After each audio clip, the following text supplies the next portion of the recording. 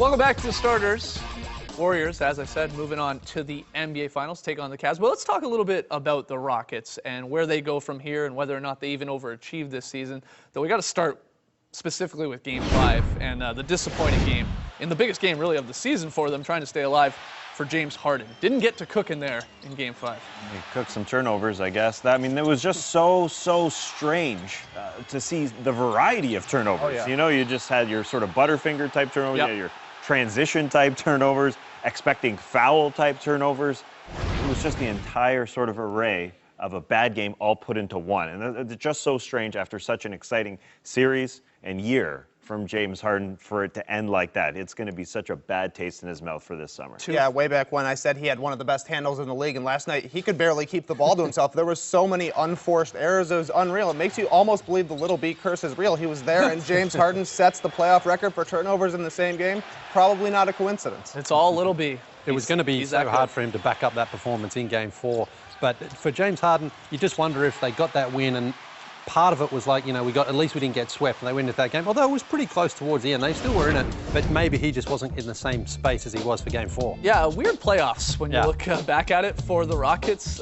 They had 6 wins by 10-plus points. They also had 6 losses by 10-plus points. You know, they had a great winning streak there in the Western semis when they came back to beat the Clips, and then, of course, the losing streak there in the finals before taking Game 4 and then ultimately losing in Game 5. I think a pretty good season, though, for the Rockets. They went 56-26. They finished second in the West. They had the signing of Josh Smith, which was, you know, a little surprising at the time. You wondered how that was going to work. Well, it worked out well for them. He had some great moments in the playoffs. James Harden finishing second in the MVP vote, and they won their division for the first time in a long time. Did the Rockets, with all of the injuries that came into play with Dwight, and Beverly, and Demo, and Terrence Jones, did this team overachieve in your eyes this season? I think they did. Yeah, to get into that second seed, which they were only in because of a division tiebreaker in the end. So, yeah, they probably wouldn't have got that 2 seed if they didn't have that. At the same time, they came together so nicely. It was exceptional to watch. When we started the season, everybody thought, oh, they've lost talent. They've lost Jeremy Lin and Omer Asik and Chandler Parsons. But the way they put together this lineup and Trevor Ariza and Patrick Beverly around these main stars, and to fight through all these injuries as we're seeing here, they're the second most missed games. Of course, they overachieved, yeah, and it's the type of basketball they played. They sort of instill confidence in their guys, like a Josh Smith can step up to the three-point line after bringing the ball up the backcourt and bury a three. I mean, where did that come from? You know, well, he's always done that. It just he's always done it. It just didn't really go in. Yeah, the entire team just felt like a real team this season, and it was.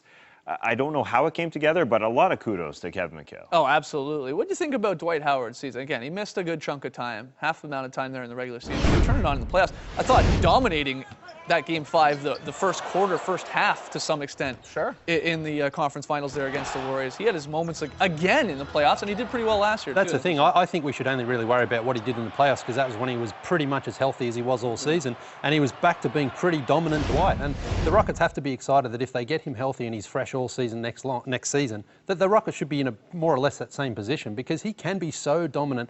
He just defensively. He can be dominant defensively now, but he seems to have lost that step offensively. Yeah, that explosiveness, that athleticism. He also sacrificed a lot in the playoffs and kind of was content to just be a role guy for the most part. He still got his post touches, and the touch there wasn't the prettiest to see, flicking up his little left-handers for no reason. But I don't know, the way he was just able to kind of say, I don't need a ton of post-ups, I'll be the role guy. Who knows if he can do that for a whole season? But doing it in the playoffs in the biggest stage of the season, I thought was pretty impressive and pretty nice of Dwight. Yeah, I think simply taking on that role, and he seemed the angriest during the post-game press conferences because he took on a role where he doesn't get the post touches, and he can be effective offensively, I think, simply by rolling to the hoop and stopping the post-ups. I mean, that is where he is extremely effective. He can be an all-NBA center next year. I think you're just extremely happy. You saw that, Dwight, in the playoffs. You have to be amped if you're a Houston fan or in the front office. Well, let's look ahead to their summer here. There are some questions with this squad. Dwight, we know, is going to be there. James Harden's going to be there.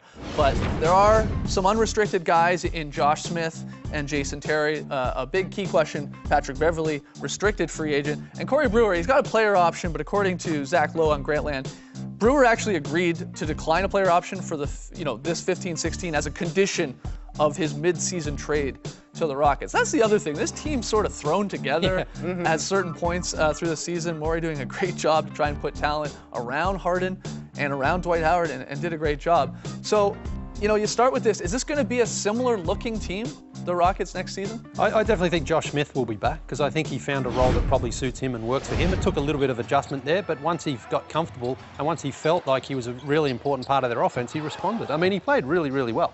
Yeah, you have to think maybe Houston is the best scenario for him, playing next to his best friend. It definitely seemed to help, and his playmaking was huge in the playoffs. They need a secondary playmaker, no doubt. I am curious to see if Morey, like he tried to do last year, where he was going after another star guy like a Chris Bosh, and he's done that. We thought he was there. We thought Chris Bosh was there. That's right. I wonder if Morey tries to do this again with possibly a Kevin Love situation there, maybe a LaMarcus Aldridge, to really go aggressive and to get another score. Because I think we saw, because I don't have as much faith in Dwight Howard as you guys do on the offensive end.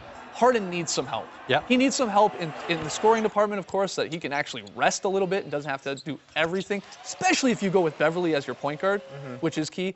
To have another guy to be able to give you 15 to 20 points a night. He desperately needs it. I wonder if people want to play next to James Harden, though. A big-time free agent maybe won't want to take a secondary role. The way he handles the ball, he's touching the ball every single time. Guy passes the ball. He's their passes point guard. He drops it off, no doubt about it, but is the James Harden show. The great thing about the system there is that everybody sort of looks good in it. Now that they have a lot of options to trade or somehow workouts for a big guy.